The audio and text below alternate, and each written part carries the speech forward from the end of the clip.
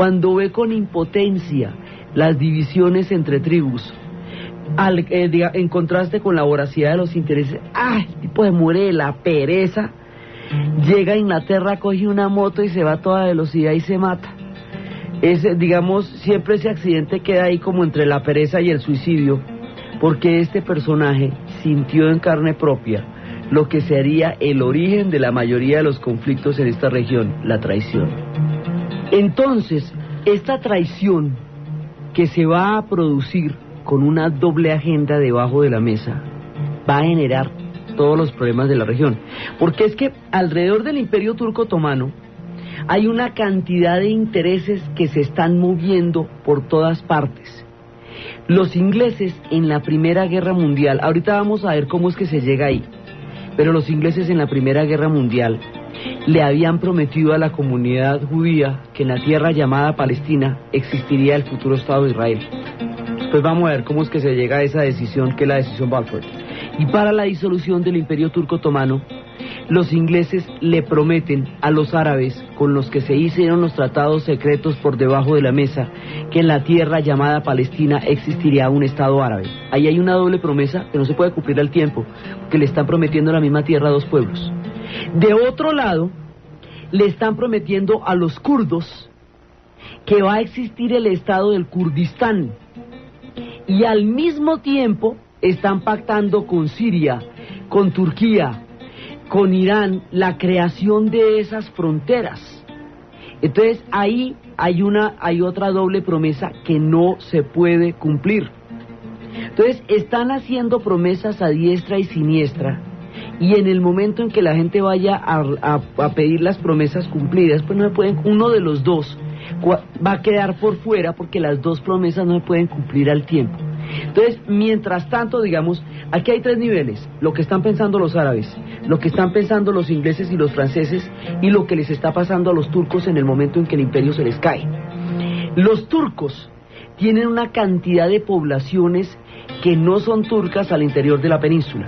O sea, Turquía es básicamente la península anatólica, ¿cierto? El imperio lo van a conseguir es a través de un pedazo de Europa que es en los Balcanes, y a través de todo el resto de la península arábica y todo eso.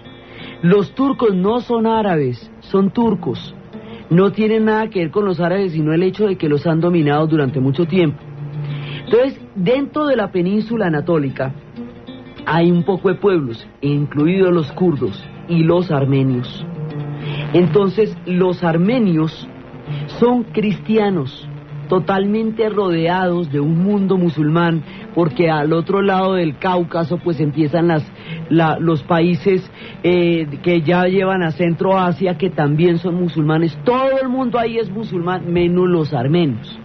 Los kurdos también son musulmanes, todo el mundo es islámico, menos los armenios. Entonces, a los armenios también se les ha prometido una república independiente, y los armenios siempre han estado atrapados entre dos imperios, entre el imperio ruso y entre el imperio turco otomano. Ahí en la mitad, en sánduche, están los armenios, que no son ni de unos ni de otros. Ellos son cristianos ortodoxos armenios de su propia cosecha y no son de ninguna otra. Entonces, en ese momento, los turcos otomanos, cuando ven que les van a repartir el imperio, eso no lo pueden evitar. Pero cuando ven que les van a repartir el territorio de la Anatolia, eso sí ya es muy miedoso. Cuando empiezan a presentarse los separatismos interiores, eso sí ya es muy miedoso, porque eso ya es partir la mismísima integridad de Turquía. Entonces, los turcos otomanos tienen una rebelión de los jóvenes turcos. Los jóvenes turcos lo que dicen es: esta gente no va a poder mantener el imperio, pero va a terminar perdiendo el territorio. Entonces vamos a deshacernos del imperio, vamos a crear una Turquía moderna, chévere, preparada para entrar al siglo XX, vamos a dejar este imperio paquidérmico detrás y vamos a convertirnos en una república, en un país.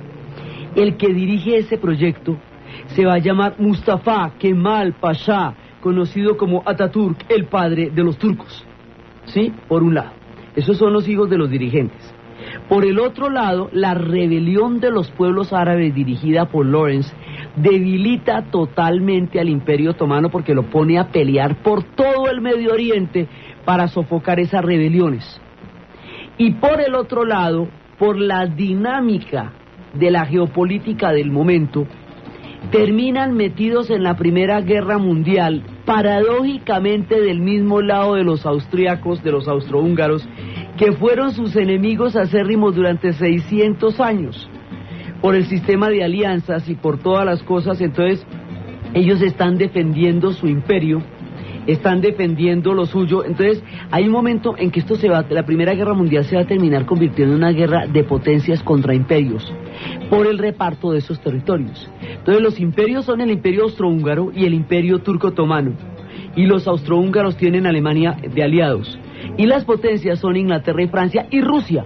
Entonces la idea era que se iban a repartir la Turquía con Rusia y todo el imperio otomano. Entonces iban a quedar la figurita era la siguiente: toda la Arabia Saudita y todo eso se la iban a repartir entre ingleses y franceses, y lo que es la península anatólica, antiguamente Bizancio, Constantinopla, Roma de Oriente, le iba a quedar a los rusos lo más de chévere. Iban a volver a recuperar Bizancio, ahí sí iban a quedar, imagínate cómo. Entonces resulta que cuando los rusos están en este proceso de repartición con los ingleses y los franceses, y se van a quedar con lo que es Bizancio, Constantinopla, estalla la revolución bolchevique. Y la revolución bolchevique desconoce las alianzas, los tratados, todo. La revolución de bolchevique desconoce cualquier pacto que los zares hayan suscrito con cualquiera. Por eso es que la revolución bolchevique puede sacar a Rusia de la guerra, porque por el sistema de alianzas, no solamente Rusia no se podía salir de la guerra, sino que Inglaterra y Francia se han metido a la Primera Guerra Mundial, era apoyando a Rusia, que era la que había atacado a Austria, al imperio austriaco, después de que los austriacos habían invadido a Serbia, porque Serbia y Rusia son carne y sangre de una misma uña.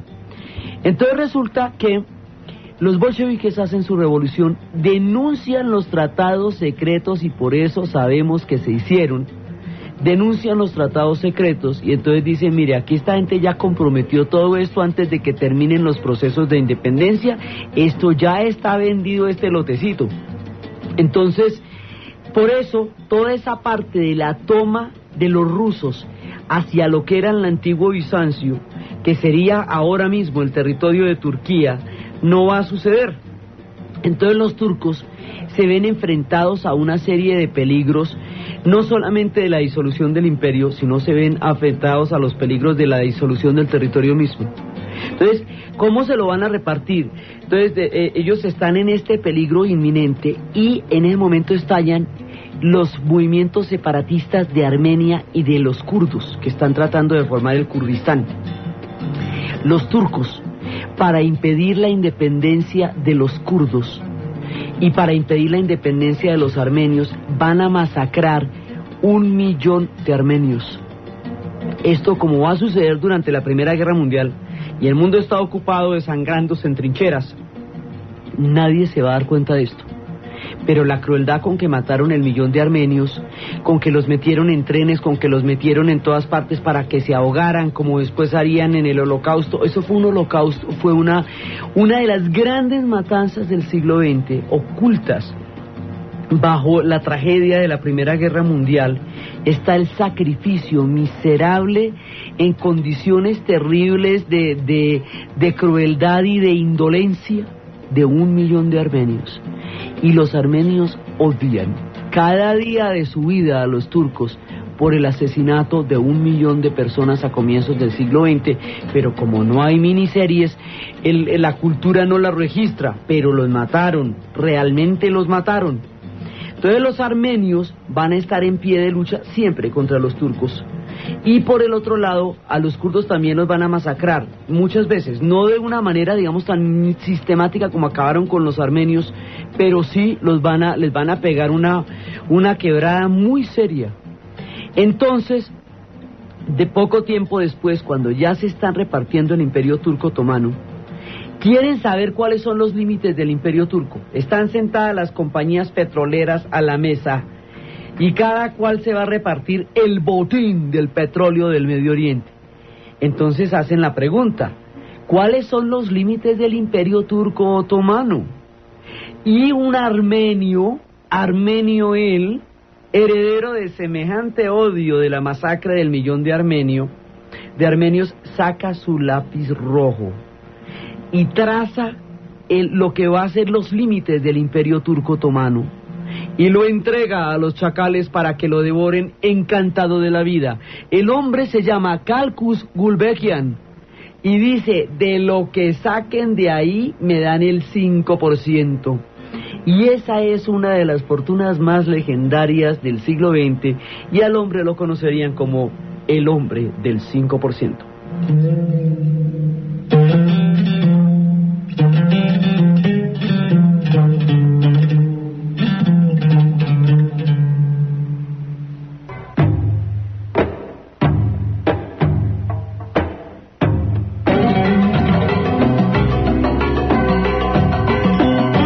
El hombre del 5%, una de las fortunas más grandes que se va a hacer alrededor del petróleo. Entonces, los límites de las fronteras de los pueblos árabes están trazados por los yacimientos de petróleo y por los intereses de las multinacionales y por la presencia colonial de los ingleses y los franceses, no por los árabes. El sueño árabe de la gran Siria, de la Siria del norte, la que iba a comprender Líbano, Palestina, Jordania y una parte de Irak, ya no va a ser posible porque los árabes no van a ser independientes. Los árabes van a cambiar de manos, van a pasar de ser súbditos del imperio turco otomano a ser un protectorado franco-británico. Ahí lo que se hizo fue un cambio de manos, y ese cambio de manos es una traición al proyecto de independencia árabe, a toda la lucha de Lawrence, a las esperanzas del pueblo árabe, y además de una traición, es una estructura artificial de los límites de estos pueblos que hace que los pueblos no estén contenidos en los países y que pueblos que son diferentes estén juntos y pueblos que son el mismo estén separados. De hecho, esas fronteras quedan hechizas, no corresponden a los pueblos en ellas contenidas. Entonces por eso es que van a quedar cosas, por ejemplo, después como que Irán, siendo toda chiita, sus grandes santuarios quedan en Irak y cosas por el estilo. Ahí hay paisotes grandotes y paisitos chiquitos, porque como habían aprovechado a los jeques para hacer mini estados alrededor del Golfo Pérsico, para poder situar ahí el petróleo, entonces hay unos mini estados chinquinchunchis como Qatar y como Bahrein y como los Emiratos Árabes, y hay paisotes como la Arabia Saudita, y hay países debajo como Yemen y Omán que se hicieron para, digamos, para poder dejar pasar por ahí los barcos, y se hace Kuwait en esa época también. Kuwait formaba parte de Irak durante la época del Imperio Turco Otomano. Ahora lo hacen como un reino independiente. En ese momento no parecía muy importante, pero después vamos a ver que tapona la salida de Irak al Golfo Pérsico. Entonces Irak termina saliendo al Golfo Pérsico por una franjita mínima, porque cuando hacen los límites de Persia quedan, digamos, Irak sale por una franja mínima que es un Qasar. En este momento el puerto de un Qasar es la única salida que tienen ellos al Golfo Pérsico, y el territorio de Shatt el-Arab, que es el que está en disputa, por el cual se hizo la guerra de Irán-Irak ya mucho tiempo más adelante. Pero esos límites tan supremamente complicados se trazaron en esta época. Por eso es que después Irak y árabes, entonces siempre los árabes tienen en la cabeza un reparto distinto de sus territorios, porque sienten que la manera como están repartidos no corresponde a la manera como ellos son, y no lo es. Lo mismo pasó en los Balcanes, lo mismo pasó en el África. Se crearon fronteras artificiales, y cuando eso pasa, pues se genera una gran cantidad de conflictos, porque normalmente eso no se va a poder resolver durante mucho tiempo, porque está mal desde el principio.